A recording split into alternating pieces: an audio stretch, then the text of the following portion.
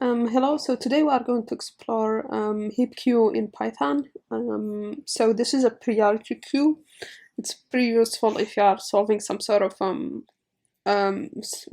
problem that needs a priority queue data structure, whether it's a min, a priority queue, or a max priority queue. So yeah, so basically first, let's just take a look at the documentation. I have here Python terminal open that we can use. Or we can use also the Replit Python editor, and we can just explore it and see what's there. So heaps are just binary trees, right? Where each parent node has like a value, one value less than or equal to any of its, basically the value of the parent should be less than or equal to any of its children, right? And the implementation usually just uses an array where the parent is in position k, the children would be in position 2k plus 1 and 2k plus 2.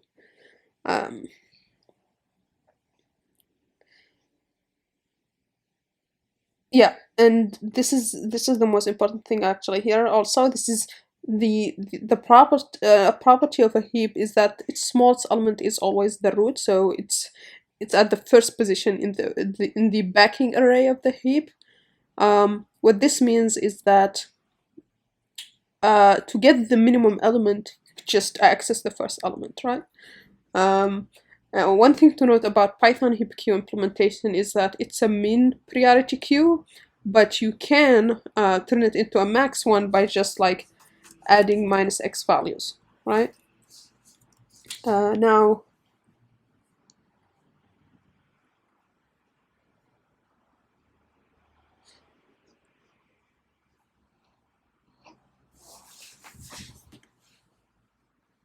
so yeah, this is where they say here the pop method returns the smallest element, not the largest. So it's a min heap, not a max heap.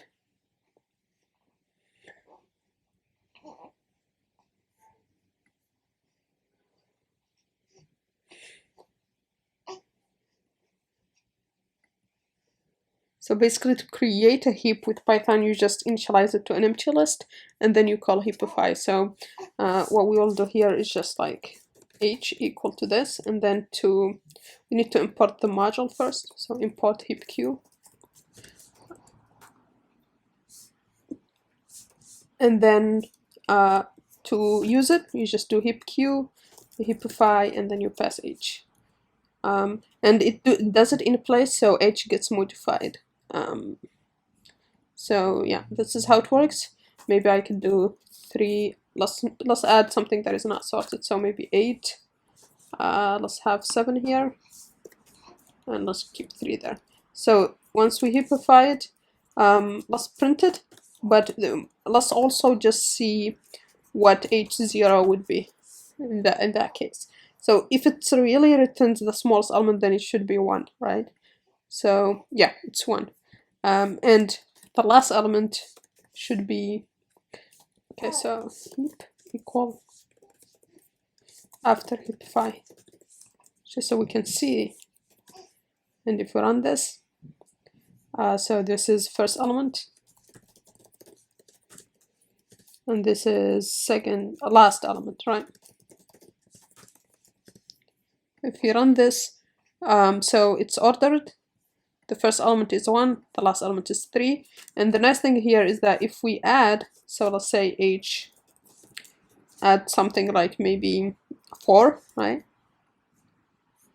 Okay, actually with heap we shouldn't do append, because append does it works for lists. With heaps we should push, right? So we do heap push. This is the function. If I pass it a value, let's say 4, and print it again, so after, this would be after pushing 4. Yeah, so you can see it adds it in the right order. And so that's what we used here. We passed the heap and the item that we want to push. It maintains the heap invariant, which means basically that we still have this invariant here, and we still have the min at the root. and we still have the property of the parent value being less than or equal to any of its children.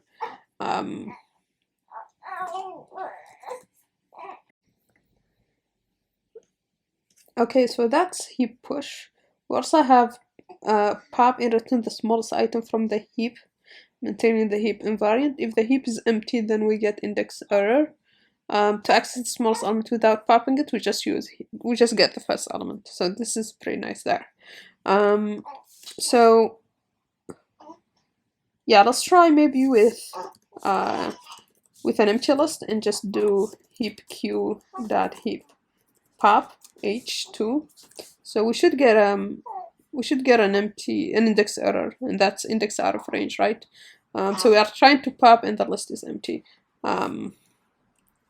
That should also be the same thing with if we try to access, yeah. So expected error, and that's useful.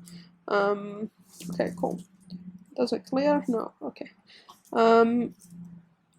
The other thing is we already used heap 5, which transforms the arguments in place in linear time. We also have a heap replace, so pop and return the smallest item from the heap and also pushes the new item. So let's just see this here. Okay, we need it to continue to be a heap. And so what it does, it pops and returns the smallest item from the heap and pushes the new item.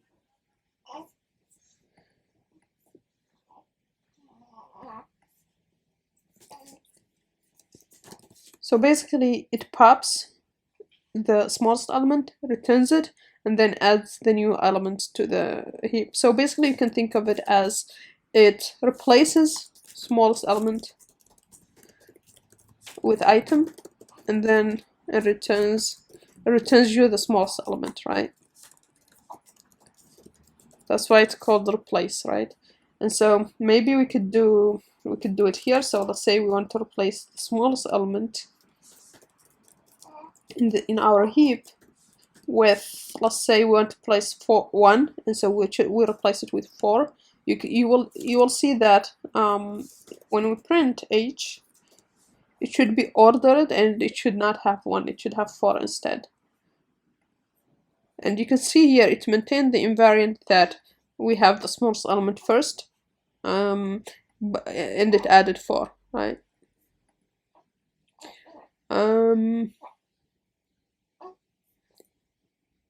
Okay.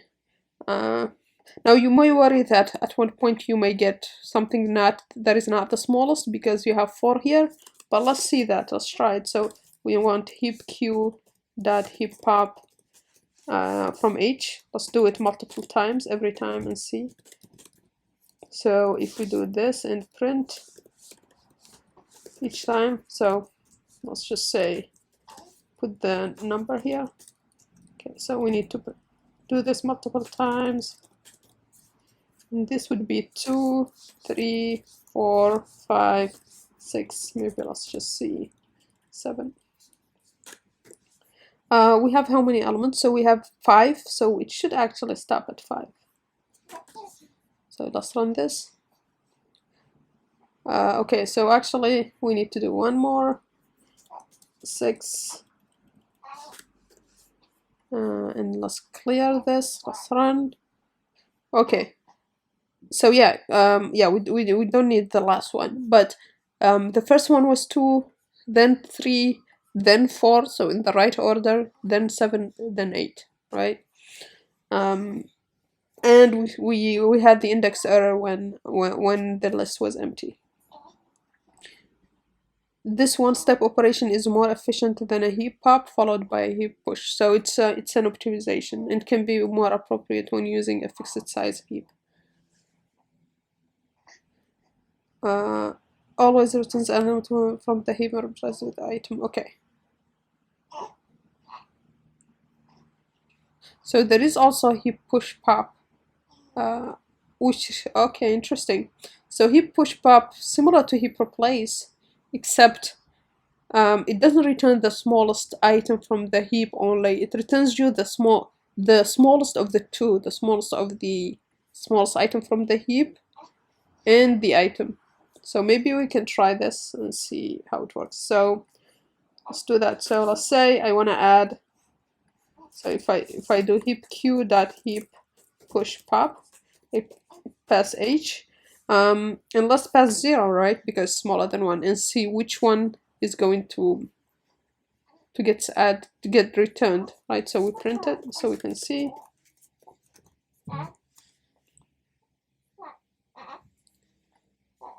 And you can see here it's 0 that gets returned instead of 1. If we add maybe 4, it should be 1 is the one that gets returned. Okay.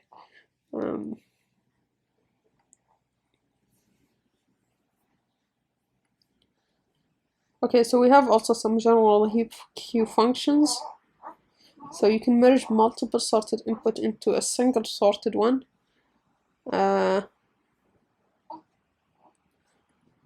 It gives you an iterator of the sorted values. Interesting. So you can pass a set of iterables, just multiple arguments. Let's see how that works. So we would have each one here. Let's just pass a smaller set of numbers. So just 172, and let's have a second one, h2. Maybe pass 5 here. Just have 5, 3, and maybe 8, right? And so we heapify each one, we heapify each. Actually, we don't need to heapify both of them. We just heap q dot merge h1, h2, and let's see what happens. Does it return something? Yeah, it returns, seems like it returns an output. So if we print what we get, it returns us an iterator here. So maybe we can return it to do a list, see if that works. Yeah, so you can see it merged both, so 1, 3, 5, 7 to 8. Interesting. Does it end up being, so if I assign it to an iterator, does it end up being, basically what I'm wondering is if it gives us a sorted, every time we pop, if it will give us a sorted thing. So also if it's a heap, let's see if it's a heap first. So what if we pop first? I don't think it's a heap. They said it's an iterator. Yeah, so heap argument must be a list.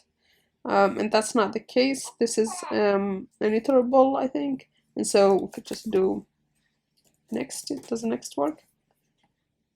No. Okay, so Python get next value in generator from generator. Yeah. Yeah, we function and then we pass, I think.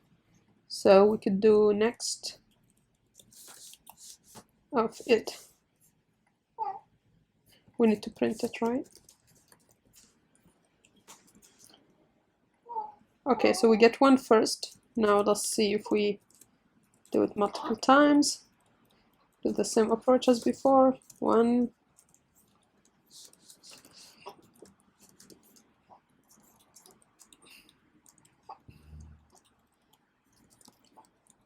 Do a similar thing here.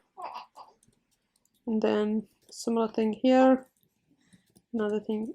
Okay. 2, 3, 4, 5, and let's print it. Okay, so the first one, 3 and then 5, it didn't return 2 next. So it sounds like it's not really in sorted order. So maybe they have to be sorted themselves. So let's see. If we sort h1 first and then sort h2. Yes, so they have to be sorted. Once they are sorted, it will keep respecting the sorted order. So maybe, okay, so it does merge in a sorted order. Like merge timestamp entries from multiple logged files.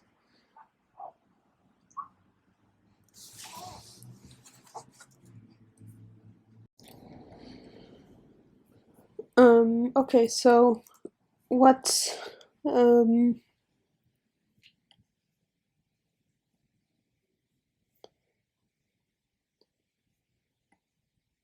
so you can pass a key function of one argument that is used to extract a comparison key for each input element. Okay, so the default is that it compares the element directly. This is useful if you have a class where you want to compare against like maybe a specific attribute. And you could also use reverse. I wonder though if you use reverse, if it will need this to be reversed in the same reverse order, right? So what if we do reverse equal to true here? And let's see. Okay, it doesn't work this way.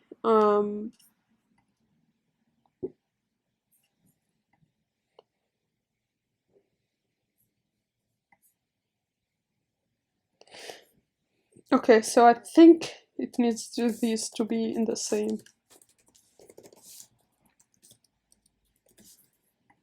Yeah, it needs the input to be sorted in the same order.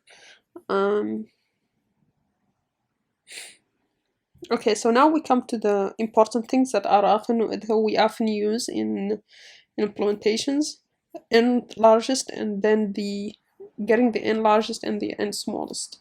So to do that, let's go back to our h, and then let's add a couple of more elements here, maybe 4, 8, right? And then let's heapify and h, and let's get n largest first. So if we pass h, we want to pass the n largest, so it's first the number of largest elements we want, and then the arable. So that means let's take 3 for example, and let's print. So this should give us the 3 largest elements, so that would be 8, 7, and 4.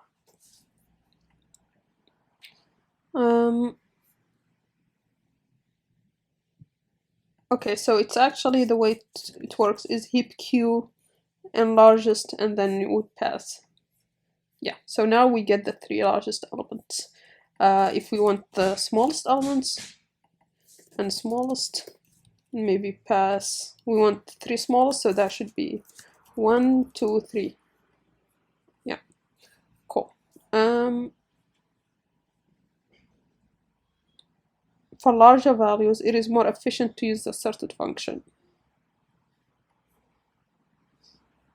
Yeah, so basically if you want to get like the 100 largest values, then yeah, it's probably better to use sorted. And if n is equal to 1, it's better to use min and max. Okay. So let's see some examples here. So we have heap sort algorithm, where we want to sort a list, and we can sort just by using the heap, where we push, and then once we push all elements, we pop, and we'll get each time the smallest element. That way we get the sorted order. So let's take a closer look here. Okay. And then, so first we initialize the list, then we push the elements, and then we return the heap pop. We return each time we pop for the length of the heap, as long as there are elements essentially. So this, if we do this and do print heap sort of h, we should get a sorted list. This should be heap q, should reference it, and yeah, so we get a sorted list.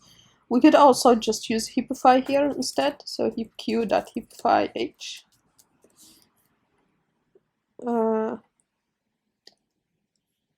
Okay, this will need to be the arable. Okay, we need to do this h. Yeah, so that works. We could also just pass the iterable instead, and then yeah. But the previous version is better because it can accept any iterable instead of just a list in this case.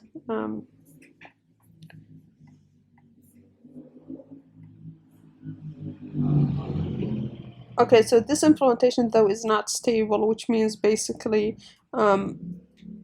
if you have equal elements, you won't get them necessarily in the same order that you insert them. This doesn't matter really with numbers because two equal elements are the same, but it matters like with objects that have where we are sorting by a property, then the other properties may be different. So if the property you are comparing with is equal, you might it will not be stable. Yeah, maybe let's say we are comparing students, right, classes, and student has a grade, right, and let's say and then has a name, right.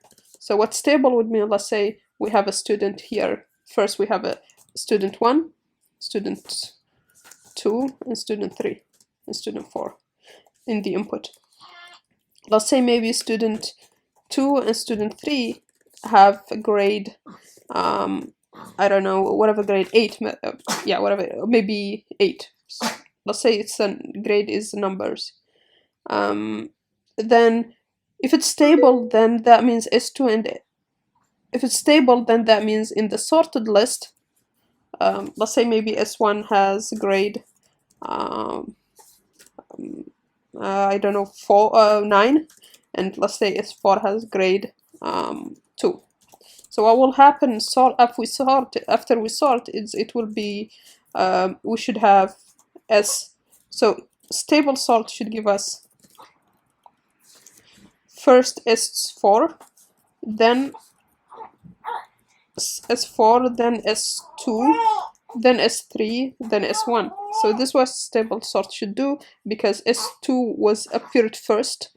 Even though both are equal, it should appear first. Non-stable sort may give us, not necessarily, but it may give us something like this, where S3 is first and S2 is second, is after it, even though the grades are equal, so the sorting is still correct, but it's not stable. Yeah, I think this is how I think of it, at least. And basically heap sort here is not stable. You are not guaranteed to get the same order, insertion order. Yeah. Yeah, I think, yeah, so here it's you can pass a tuple, same thing as you can pass some objects with properties. It should work fine. So you can see here it returns you the value using, for a tuple it takes the first element as the key, it seems. Yeah. I think the rest is just yeah, I think the rest is more like theory explanation, and then using it for a priority queue implementation. Yeah, but I think what we went through so far is the most interesting part. One other thing I want to touch on is how do you turn it into a max heap? So to do that, for max heap, when we pop, we want to get 8 instead of 1, because we want to get the maximum element each time. And so how do we do that?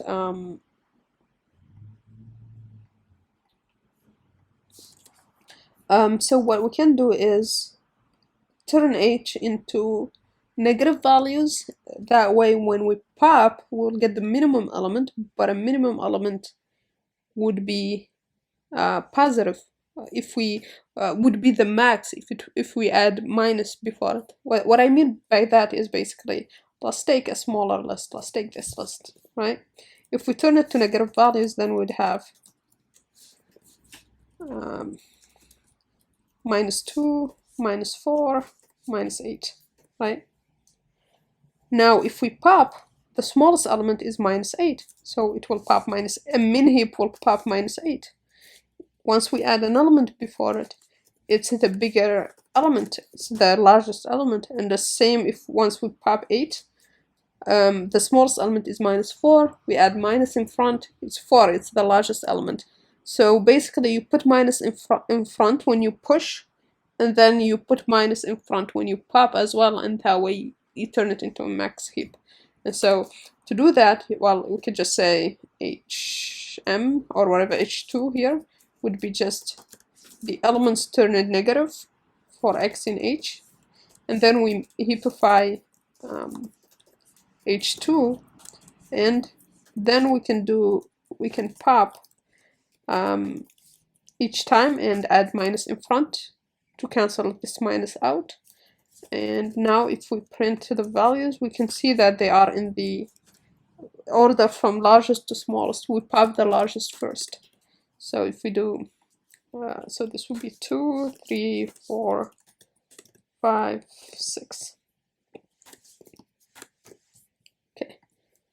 Yeah, so we get first the largest element 8, then 7, largest element again 4, 3, 2, 1, right? So you can see we turn it into a max heap this way. Yeah, I think that this is pretty much what I wanted to cover.